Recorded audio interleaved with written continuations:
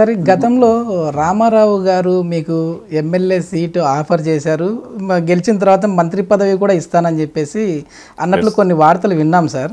మరి ఎందుకంటే అప్పుడు తిరస్కరించడానికి కారణం ఏంటి సార్? అంటే ఆ రోజుల్లో నేను మంచి ఉద్యమ నాయకుడిని. 82లో నేను లా కాలేజ్ ప్రెసిడెంట్ ఉన్నా ఉస్మానియా యూనివర్సిటీలో. రామారావు గారు కారు ఇచ్చి పంపించాడు, ఇద్దరు ముగ్గురిని పంపించి నీకు ఎమ్మెల్యే సీట్ ఇస్తాము హిమాయత్ నగర్, మొదలు ఎక్కడ వికారాబాద్ వేస్తుంది, తాండూరు, సంగారెడ్డి, హిమాయత్ నగర్ ఉన్నాయి. అది చూసి హిమాయత్ నగర్ ఇచ్చేస్తా, నువ్వు రా, గెలిచినాక మంత్రి ఇస్తా అన్నాడు.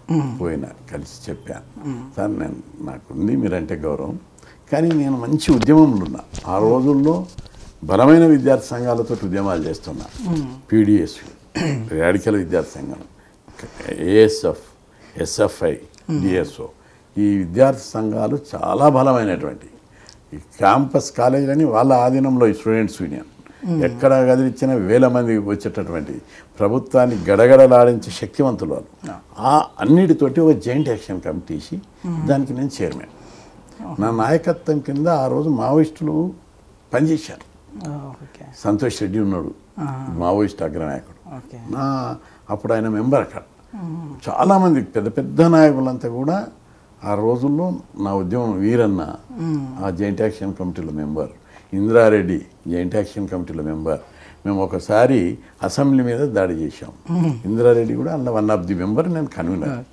ఈ విధంగా ఆ రోజుల్లో బాగా ఈ కులాలకు ఏదైనా చేయాలి, అధికారం పోతే మళ్ళీ వచ్చి ఉద్యమాలు చేయలేను, అధికారంలో ఉన్నప్పుడు ఆ పార్టీని అడిగితే ఇవ్వచ్చు ఇవ్వకపోవచ్చు, ఇవన్నీ అంశాలను తీసుకొని ఉద్యమం ద్వారానే ఇవన్నీ సాధించాలనుకున్నా. ఉద్యమం ద్వారానే హాస్టల్లో సాధించాం, గురుకుల పాఠశాలలో సాధించాం, ఫీజు రియంబర్స్మెంట్, స్కాలర్షిప్లు, స్థానిక సంస్థల రిజర్వేషన్లు, పెద్ద ఎత్తున ఉద్యోగాల భర్తీ, కేంద్ర ప్రభుత్వంలో మండల్ కమిషన్ నివేదిక అమలు చేయాలని విద్యా రంగంలో రిజర్వేషన్లు, ఉద్యోగాలలో రిజర్వేషన్లు, ఏజ్ రిలాక్సేషన్, అదేవిధంగా జాతీయ బీసీ కమిషన్కు రాజ్యాంగబద్ధమైన హోదా, ఇవన్నీ అంచెలంచెలుగా బీసీలకు ఫెడరేషన్లు, కార్పొరేషన్లు, రుణాలు, ఉద్యోగాల భర్తీ, టీచర్ల భర్తీ, ఈ విధంగా ఎప్పటికప్పుడు స్పందించి ప్రజా ఉద్యమాలు నిర్మాణం చేసి అనేకమైనటువంటి విజయాలు సాధించాము.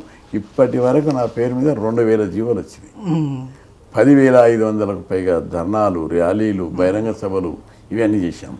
ఇంత పెద్ద ఉద్యమాన్ని చూసే ఈరోజు అమెరికా లాంటి దేశం కూడా నా యొక్క గొప్పతనాన్ని గుర్తించి వెల్కమ్ చేస్తున్నారు. అనేక దేశాలు ఈరోజు పిలుస్తున్నారు వాళ్ళు.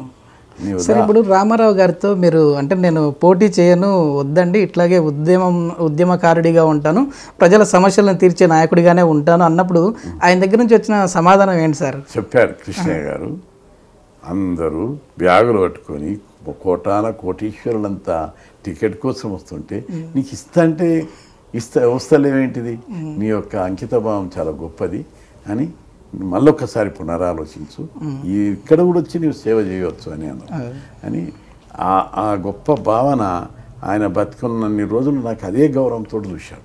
ఎప్పుడు కలిసిన ప్రజల మనిషి, నిజాయితీపరుడు, అంకితభావం ఉన్నటువంటి నాయకుడు. ఈయన ఒక పెద్ద పెద్ద నాయకులను తెన్నేటి విశ్వనాథమును, ఎన్జి రంగాను చూసినట్టు ఉంటుంది నాకు కృష్ణయ్యను చూస్తే అని మాట్లాడారు. ఇప్పుడు కాంగ్రెస్ పార్టీ తరపు నుంచి కూడా మీకు ఆఫర్లు వచ్చాయి సార్ రాజశేఖర రెడ్డి గారి హయాంలో? ఏమైనా కాంగ్రెస్ పార్టీ తరఫున కూడా వైఎస్ రాజశేఖర రెడ్డి గారు నన్ను చాలా గౌరవించేవాడు. నేను ఏ డిమాండ్ పెట్టినా బాగా లైక్ చేసేవాడు, ఇమ్మీడియట్గా సాల్వ్ అంటుండే. అయితే ఫీజుల రియంబర్స్మెంట్ ఆయననే పెట్టాడు, కాలేజ్ హాస్టల్లో ఆయననే పెట్టాడు, స్కాలర్షిప్లు చాచురేషన్ పద్ధతి మీద ఆయననే ఇచ్చాడు. ఇవన్నీ అనేకమైన డిమాండ్లు, మెచ్ ఛార్జీలు, డైట్ ఛార్జీలు, స్కాలర్షిప్లు పెంచాడు, అన్ని డిమాండ్లు కూడా సాల్వ్ చేశాడు. ఆయన కూడా గవర్నర్ కోటలు ఎమ్మెల్సీ ఇస్తా అన్నాడు, తీసుకోలేదు. ఎమ్మెల్యే ఇస్తే ఆలేరు నుంచి పోటీ అన్నాడు, తీసుకోలేదు. ఇట్లా ఎన్నో ఆఫర్లు ఇచ్చినా కూడా నేను రాజకీయంగా దూరంగానే ఉండాలి, రాజకీయాలు వద్దు నాకు, అది ఒక మకిలి రాజకీయాలని పోలేదు. బీసీలకు అండగా ఉన్న పార్టీ ఏదనుకోవచ్చు సార్? టీడీపీనా, ఇప్పుడున్న పరిస్థితుల్లో వైఎస్ఆర్ కాంగ్రెస్ పార్టీనా? అంటే ఇంకా వైఎస్ఆర్ కాంగ్రెస్ పార్టీ అయితే అధికారంలోకి రాలేదు కాబట్టి వాళ్ళు ఎట్లా చేస్తారనేది విధానాలను బట్టి ఎవరు అనుకూలం అనేది నిర్ణయించవచ్చు. అదే సార్, నిన్న బీసీ గర్జనలో కూడా మీరు మాట్లాడారు. టీడీపీ పార్టీ లెక్క తీసుకుందాం, నన్ను రాజకీయాలకు దూరంగా ఉన్నటువంటి నన్ను వాళ్ళు పిలిచారు, చంద్రబాబు గారు పిలిచి నేను ముఖ్యమంత్రి చేస్తాను తెలంగాణకు అవును. రమ్మన్నాడు. సరే ఒక అవకాశం వస్తుంది కదా, తెలంగాణ మూమెంట్ బలంగా ఉన్నది, పోతే ఏమన్నా అవుతుందా, ఇది సాధ్యం కాదు కదా అంటే బీసీ వాదంతో ఒకసారి గెలిచే అవకాశం ఉంటుంది, లేదా అంగ ఏర్పడితే నీకు అవకాశం వస్తుందని చెప్పి పిలిచాను. పోయినాం, గెలవలే. నేను గెలిచాను, నాతో పాటు 15 మంది ఎమ్మెల్యేలు గెలిచాను. గెలిచిన తర్వాత ఏం చేయాలి, నన్ను సీఎం చేయకుంటే నెక్స్ట్ ఏం చేయాలి, ఫ్లోర్ లీడర్ చేయాలి. చేయలే.